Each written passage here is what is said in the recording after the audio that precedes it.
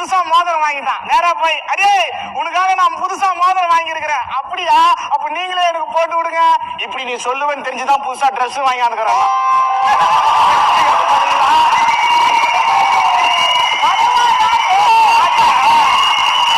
ஒரு பையன் ஒரு பொண்ணு ரெண்டு பேரும் பேசுறாங்க.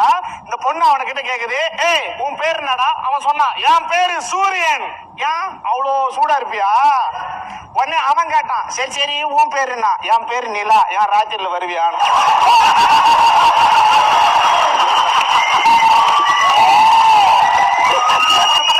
பொண்ணு பார்க்க போனானே, அவனை பார்த்து கேட்டேன், என்ன மச்சான் பொண்ணு பார்க்க போனியே எப்படி இருந்துச்சு?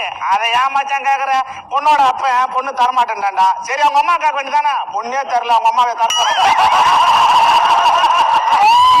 பயங்கரமா